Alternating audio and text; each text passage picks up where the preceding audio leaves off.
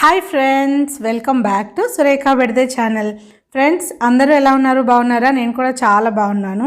ఇవాల్టి వీడియోలో మీకు చాలా ఈజీ ప్రాసెస్లో చపాతీ పిండి తడపకుండా, చపాతీలు తాల్చకుండా, అంటే రోటీ మేకర్ కూడా లేకుండా ఇలాంటి చక్కటి చపాతీలు ఎలా చేసుకోవాలనేది ఇవాల్టి వీడియోలో చూపిస్తాను. సో ఈ వీడియో మొత్తం చూసి వీటిని మీరు చపాతీలు అంటారా, ఏమంటారు అనేది కూడా నాకు కామెంట్లో తెలియచేయండి. సో ఈ మధ్య కాలంలో రాత్రిపూట ఎక్కువ మంది అన్నం తినకుండా చపాతీలు తినడానికి ప్రిఫర్ చేస్తున్నారు కదా. అలాంటి టైంలో రోజు చపాతీ పిండి తడుపుకొని వాటిని తాల్చడం ఒక పెద్ద ప్రాసెస్. అలాంటి ప్రాసెస్ ఏమీ లేకుండా ఇలాంటి చక్కటి చపాతీలు 5 నిమిషాల్లో ఎలా చేసుకోవచ్చో నేను ఇవాళ వీడియోలో చూపిస్తాను.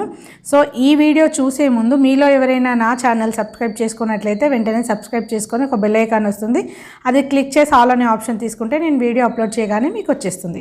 ఇప్పుడు ఈ చపాతీలు ఎలా చేయాలో చూసేద్దాము. దానికోసం ముందుగా ఒక బౌల్ తీసుకొని మనం మామూలుగా చపాతీ గోధుమ పిండే వాడతాం కదా. నేను కూడా ఇక్కడ 1 కప్పు గోధుమ పిండిని తీసుకుంటున్నాను. సో 1 కప్పు గోధుమ పిండి వచ్చేసి మనకు 2కి సరిపోతాయండి చపాతీలు. మామూలుగా మనం చపాతీ పిండి తడపాలంటే మనకి ఇంకా ఎక్కువ పిండే పడుతుంది. ఇక్కడైతే మనకి ఈ పిండితోనే మనం 2కి సరిపడా చపాతీలు చేస్తాము. అందులో కొంచెం రుచికి సరిపడా కొద్దిగా సాల్ట్ వేసుకోవాలి. దీంతో పాటు కొద్దిగా చక్కెర వేసుకోవాలండి, ఎక్కువ కాదు, నేను చూపిస్తాను చూడండి. అంత కొద్దిగా చక్కెర వేసేసుకొని ఇదంతా ఒకసారి చక్కగా కలిపేసుకోవాలి. చపాతీలు కాదు కదా, గోధుమ పిండి ఎందుకు వాడాలి అంటే దీనికి గోధుమ పిండి వాడితేనే ఇలా చపాతీలాగా మనకి చక్కగా చాలా మెత్తగా వస్తాయండి.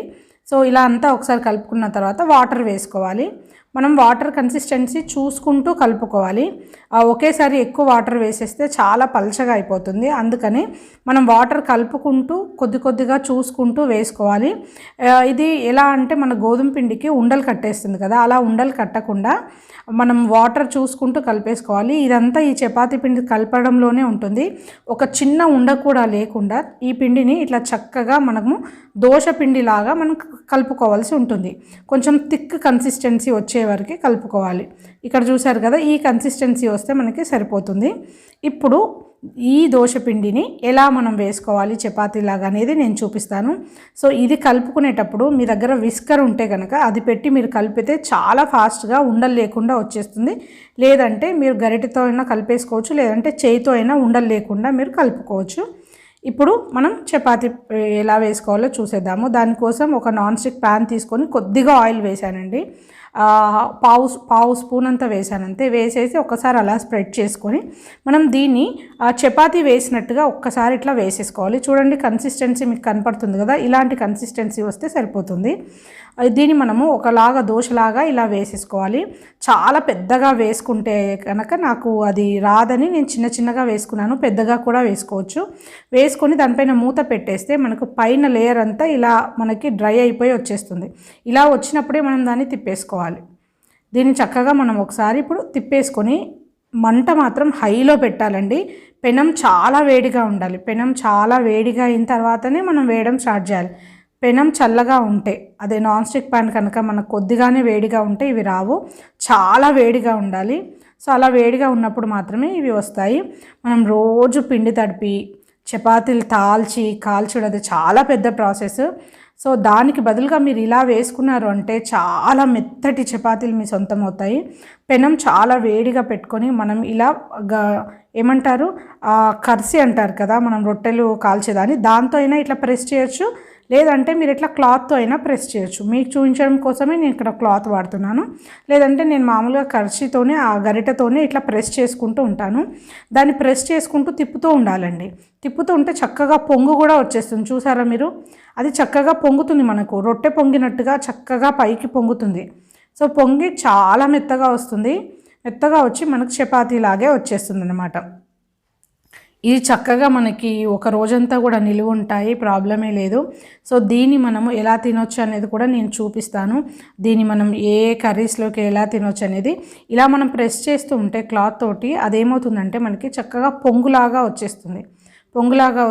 అండ్ 2 వైపులా బాగా కాలుతుంది. పెనం అయితే చాలా వేడిగా పెట్టుకోవాలండి, అస్సలు చల్లగా అవ్వనివ్వకూడదు.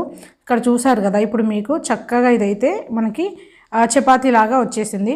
రోజు రోటీ తినేవాళ్ళు రాత్రి అయ్యేసరికి అబ్బా ఇప్పుడు రోటీ పిండి తడపాలా, దాన్ని తాల్చాలా అని అనుకుంటాం కదా. అలా కాకుండా ఇలా చేసుకోవచ్చు. ఈవెన్ బ్యాచిలర్స్ కానీ కొత్తగా వంట స్టార్ట్ చేసేవాళ్ళు, అప్పుడే కొత్తగా వంట చేసేవాళ్ళు కూడా ఇవి ఈజీగా చేసుకోవచ్చు. చూడండి ఇలా మనకి వచ్చేస్తుంది. సో దీన్ని ఇప్పుడు మీకు చూపిస్తాను ఇంకొకటి కూడా వేసి. చాలా ఈజీ ప్రాసెస్, ఎక్కువ కష్టపడకుండా ఏమంటారు చపాతీ కాల్చడం రాని బ్యాచిలర్స్ కానీ యంగ్స్టర్స్ కానీ ఎవరైనా చక్కగా ఇట్టే చేసుకోగలవచ్చండి.